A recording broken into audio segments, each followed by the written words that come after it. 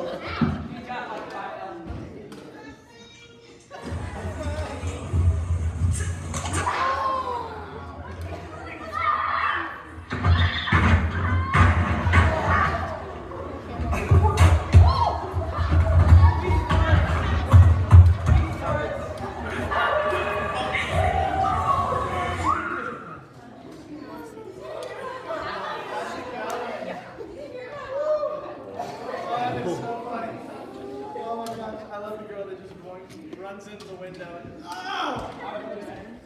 so those are a lot of really funny stories. I'm going to share one of my embarrassing funny stories, so don't laugh too much, okay?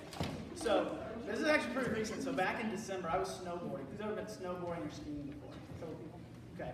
So I'm snowboarding. I'm average. I'm like really learning like the basics. And so I'm getting down, going back and forth. And I was like, you know what? I'm going to go faster.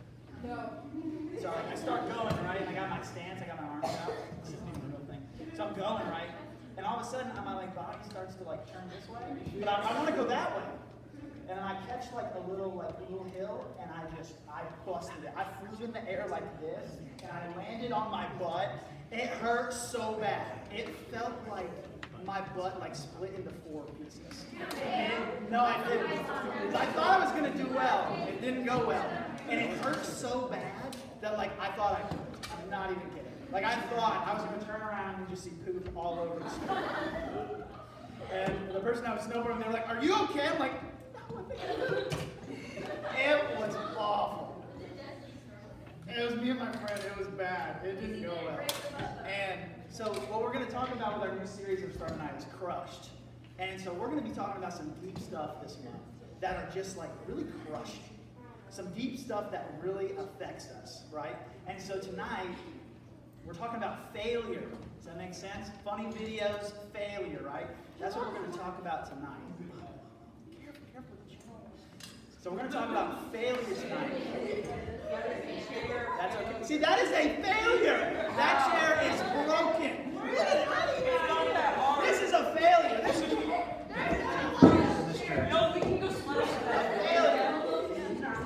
So, listen, guys. So failure, right? That's okay, just leave. That's okay. Don't sit in that chair. Goodness. There you go. So now, failure though, right? If we're going to walk through life, if we're going to try to achieve our goals in life, achieve our dreams, or follow the purpose that God has put on our lives, we're going to run into failure. How many of you have ever failed at something? If your hand is not raised, you are a liar. Everyone's hand should be up. And so here's the thing, we're all going to experience failure. It might be a failed test. I failed many when I was 9. Okay, anybody there with me? Amen? Yep. It might be that you maybe failed at like a sports game. Maybe it's a sports game that you lost. I was coaching high school this past season, and my team, we lost in the state championship last week.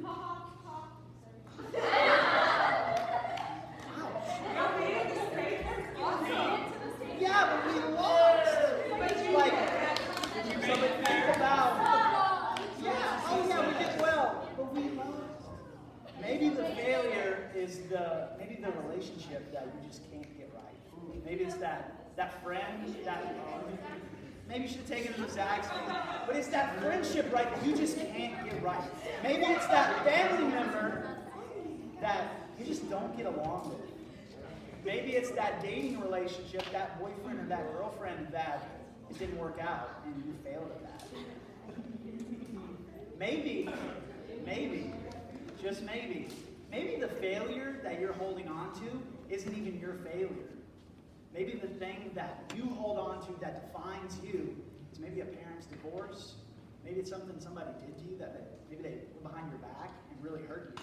Maybe that failure, you're holding on to that. And so with failure, right, there seems to be a thing with failure that sticks with us and that it's defining. And I think too many times in life we view failure in the sense of that we are failures in life instead of people who fail.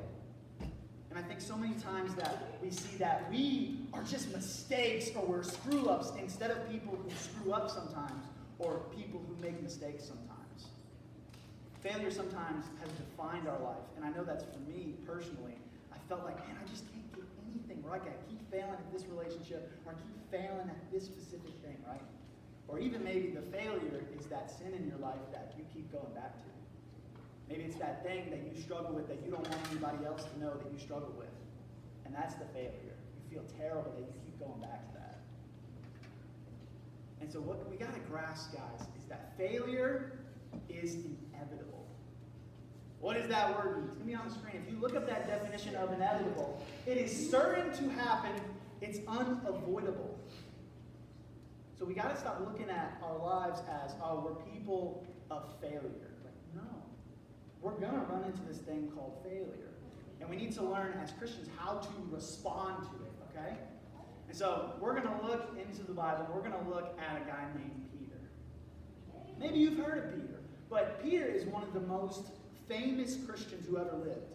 But also he's one of the biggest Christian failures that ever lived. And so we're gonna study him and see, hey, how can we respond to failure? And so a little background about Peter, right? Peter before Jesus was just a fisherman. And a fisherman is not what we think now, like a guy fishing in the south, like, well, best day of fishing beats worst day of work, Like that's not what fisherman was back then. A fisherman was viewed as a sinful person.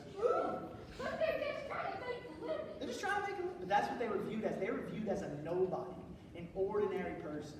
And Jesus goes to Peter and he says, hey, I want you to follow me. Just an ordinary guy. And Peter says, you know what? I'll drop everything to go follow you. And as Peter starts following Jesus, he starts to become bold. He starts to become the most passionate, the most outspoken disciple for Jesus. Maybe you've met some people like that. Like that kid in your small group that's like, I'll pray. Or maybe that kid that prays, uses big words like, I was sanctified with the propitiation of sins. And you're like, what did they? I'm not praying after that guy. Maybe you know people, but that was Peter. Peter was bold. He was zealous, right? And what's really cool is that Jesus, he actually walked on water. And yeah, Peter actually, he gets a bad rep for that sometimes because he's walking on water, took his eyes off Jesus because there was a big storm and he falls in. And everybody's like, oh, failure. But he walked on water. How many of you have walked on water? No, I haven't. No, you haven't. And so, Peter, super zealous. He was willing to just step out that boat, walk on water, right? And so what's really cool is that there's a night where Jesus is around his disciples and he said, hey, one of you is going to betray me.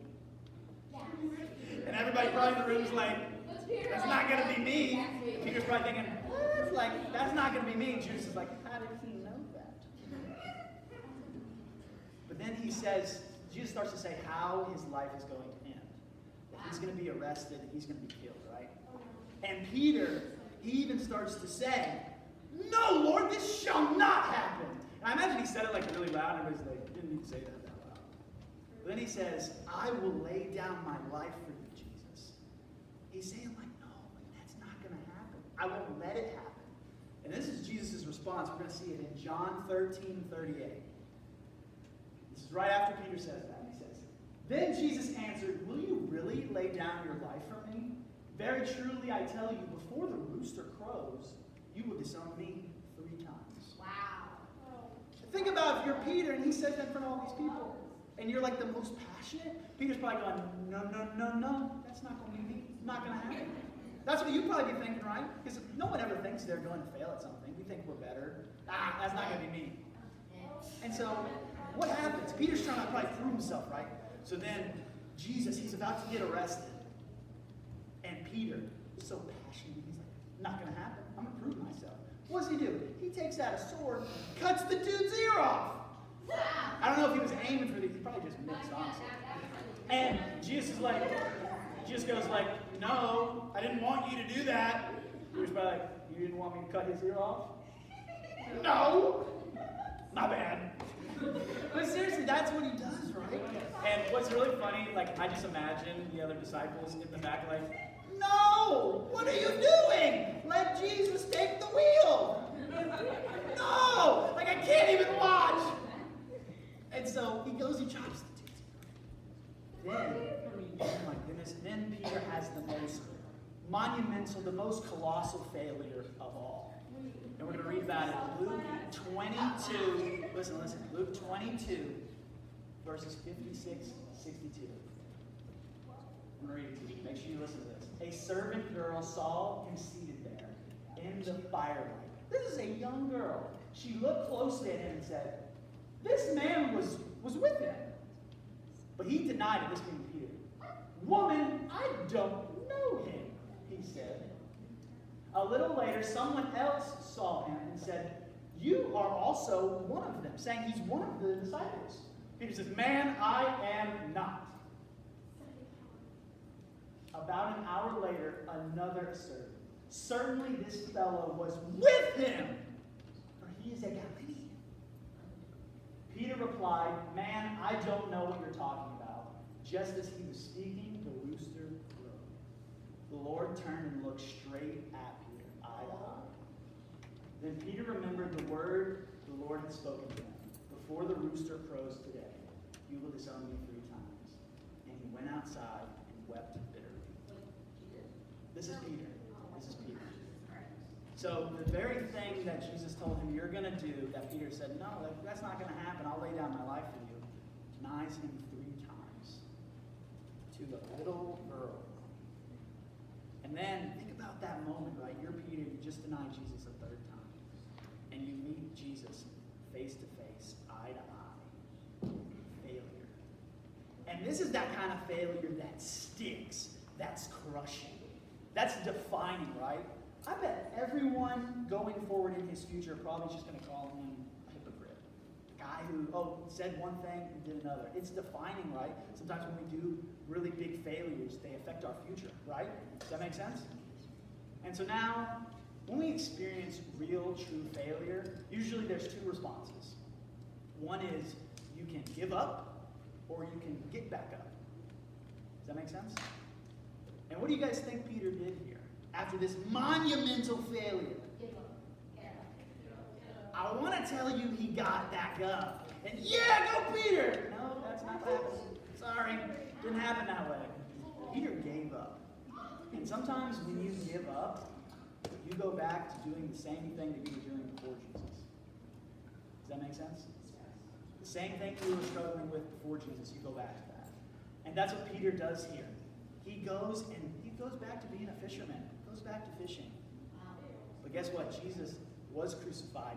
He rose again 3 days later, and he goes back to Peter. Wow. And Peter is fishing. Jesus is on the shore. He's calling out to them. And Peter starts to realize that this is Jesus, and he gets so excited. He jumps out the boat and starts swimming to shore. And the other guys, they're rowing back to shore, like, dude, we're gonna beat you there. Like, you didn't need to jump out. And what's so cool is that when him and Jesus are on shore, they're having breakfast, it says, that Jesus asked Peter 3 times, do you love me?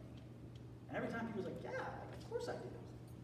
And what Jesus is doing here is not condemning him, but it's a symbolism of 3 and the 3 times he denied him, to say that he's encouraging him. He's boosting his confidence. Because guess what? Jesus knew that Peter was going to fail. He knew he was going to deny him 3 times. But guess what? Even in the midst of Peter's biggest failure, Jesus still calls him, he still loves him, and he still wants him. Can I get an amen? Amen. And Jesus says the same thing to us today. In our biggest failures, our biggest moment of weakness, he still loves you, he still wants you, and he still called you for a greater purpose. So, guys, we got to grasp this concept when we experience failure, because it's inevitable that we have to get back up. Does anyone in their house have little babies running around their house? Like maybe a sibling, a nephew, a niece? 7? Okay. So my nieces are 8 and 6 right now, and I remember them growing up, them being little toddlers trying to walk right, and it was always really funny when they fall down, kind of like that girl that smacked that window, right? And it's really cool watching a little baby try to walk. But in my house, and this is I'm sure for every parent in the room, that when your baby falls down, just whoop, crashes and burns, I'm sure I laugh. But no parent goes to their kid who just fell and says, "How dare you fall?" We don't fall in this house. And kicks their baby. No one does that. That's ridiculous. Well, let me tell you what my sister did when her baby fell down. She gets down real small, real low. Says, "Get back up. Get back up. I know you fell. I know that actually might hurt. But you got to get back up." Encouraging, right? And God isn't a God that kicks you when you're down. That tells you, "Wow, how dare you screw up." No, He's going to tell you to get back up. Get back up. To get back up. Say that with me. Get back up. And so I want to grasp this concept. And so what Jesus, when he's talking to Peter, he's extending grace. Does anybody know what grace means? Grace? Grace is that free gift you didn't deserve, right? It connects us to God. It's that free gift. And so when we fail, we need to grab on grace. So failure, instead of being the thing that defines your life, it should be the thing that refines your life. Get back up, learn from your failure. Don't let failure define your life. Because you are a person who fails, not a person of failure. Does that make sense? Not if you're getting that. Awesome. So I'm going to pray, and then we're going to go to our breakout groups. And over the next month of this Crush series, right, we're going to be talking about some deep stuff like, hey, what does it look like when you're crushed by death? What does it look like when you're crushed by loss? And so I really hope you guys will come back and join us in March, because I think it's going to be really influential for you guys to hear, to gain a better aspect of what God wants for our lives. So I'm going to pray that you guys can go to your groups. Lord, we thank you so much for this day. We thank you so much, Lord, for how you love us and that you are in every single moment. We thank you for that when we mess up, Lord, that when we fail, Lord, that you are right there to pick us back up and encourage us to get back up. Thank you so much for the grace that you give. Thank you so much that it's a free gift and that we don't have to earn it, Lord, but that you give it freely because you love us, you want us, and you've called us for a greater purpose, for your purpose, Lord. And Lord, I just pray that we can start to be molded into the people of God and more into the image of your Son. We love you, Lord, and it's in Jesus' name I pray. Amen.